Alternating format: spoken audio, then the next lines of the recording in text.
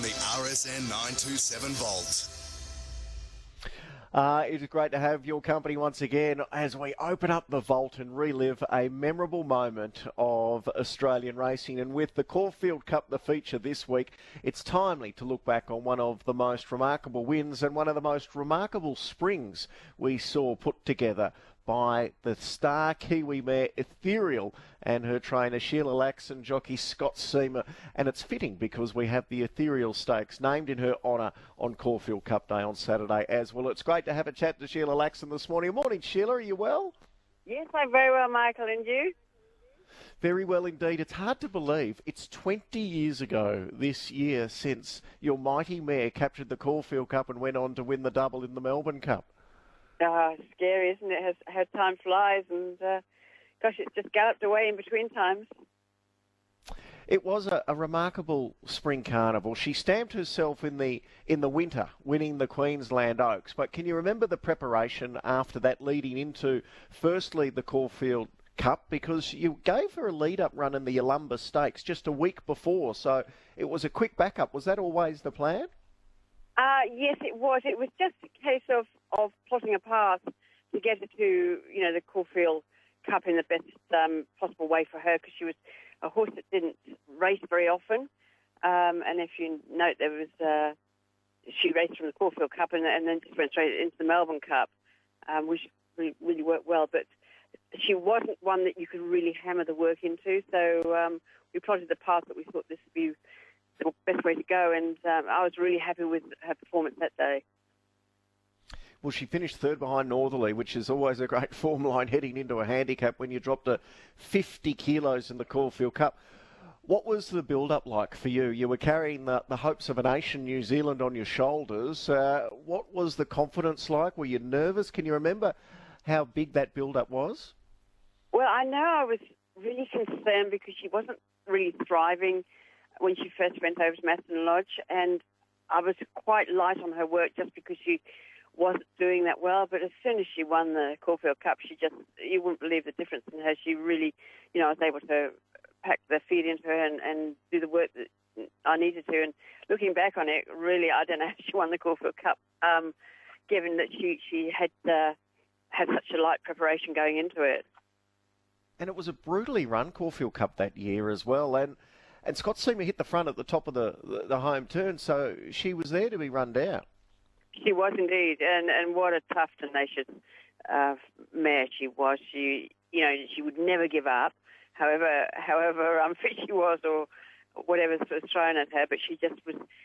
3 of her Group 1 wins were just by a nose, and she just throws everything at it to get to the post first. And you can't get a horse to do that. They've got to do that naturally, and she was just amazing how she was so tough and competitive. Let's have a listen to the concluding stages of that 2001 Caulfield Cup. Passing the 200 metres now, and it's Ethereal, Sky Heights and Celestial Show over on the inside. Ethereal, Celestial Show and Sky Heights, 3 of them fighting out the race. Ethereal, Celestial Show, Sky Heights, they hit the line. Ethereal won it by a short half head to Sky Heights and Celestial Show in a photo. They're followed in behind them by Hill of Grace. It was a titanic tussle all the way up the straight. Where were you watching the final stages of the Caulfield Cup that year? I was watching up in the stand there. So I had a good view of the line and things, and I thought it was very bold to have called her winning because it looked very, very close, and I certainly thought that she might have been nabbed on the line, but was delighted to see that little nose stuck in front there. And Scott Seamer, that year, that Spring Carnival, he was the hottest of hot jockeys. How did the combination come about with Scott Seamer, yourself and Ethereal? Well, a strange story. She was actually coming over for the Grand Prix, and I booked Jimmy Byrne to ride her in that, and the plane broke down on the way, so we couldn't fly out. So the only thing we could do then was to run the Doom and Roses, hoping to qualify her for the Oaks, which was just a week later, and something we'd never done with her. And Jimmy Byrne was already booked to ride something in the Roses, and his agent was Scott Seamer's agent, and he said, "Oh, you should have a look at Scott. He's a really good Queensland jockey, and you do a lot worse than go with him." And so the first time I ever met with Scott was when I legged him up in the birdcage for the Roses.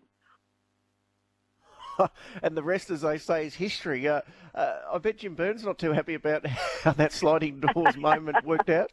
Well, there you go, and that's the luck of in the racing game, isn't it? Just if the plane hadn't broken down, he would have been on her in the Grand Prix, and it would have probably been a totally different story. But and Scott had never had a ride in a Group 1 race until he got on her in the Oaks, and so for him to go from never having a ride in a Group 1 race to winning 14 a couple of years later was just phenomenal.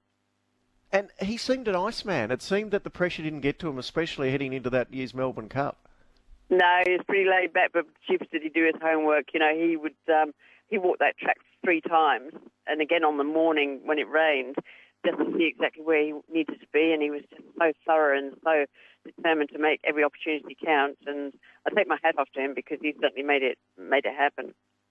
Well, the rain started tumbling down on that Cup day at Flemington, and there were some late scratchings, and it was a tactical ride because Give the Slip got a long way in front, and he still sat pretty quietly. Can you relive the emotions of that year's Melbourne Cup during the run? Oh, for sure. He'd elected to be 3 wide all the way because he felt that was the firmest part of the track, and she'd never been on a soft track, so she was a bit of an unknown quantity on it. And so the first time I ever said 200, and then he's going to be 3 wide all the way, and I was just thinking, will she see the distance out?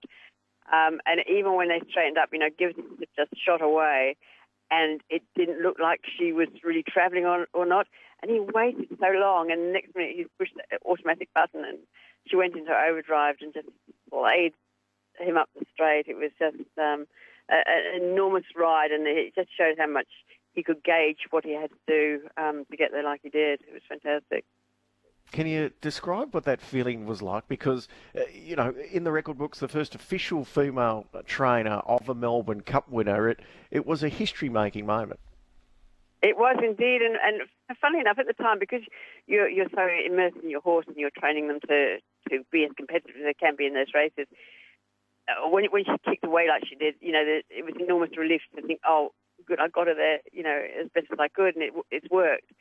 And it's not until afterwards the enormity of what has happened really sinks in. And even nowadays, like talking to you and things like that, it's just extraordinary how something like what she did can be still talked about 20 years on. And I think it's afterwards that you realise what an amazing feat that is.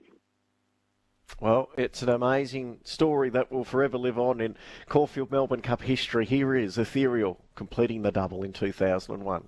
Here comes Ethereal down the outside, followed by Karazi, and then May the Horse Be With You. Give the Slip well clear at the 200-metre mark, though. Down the outside is Ethereal starting to close. Give the Slip with Ethereal coming home. Give the Slip in front. Ethereal's coming hard. The Caulfield Cup winners grab the lead, and Ethereal does the double. Ethereal's won it from Give the Slip. 6 lengths Persian Punch, third again from Karazi.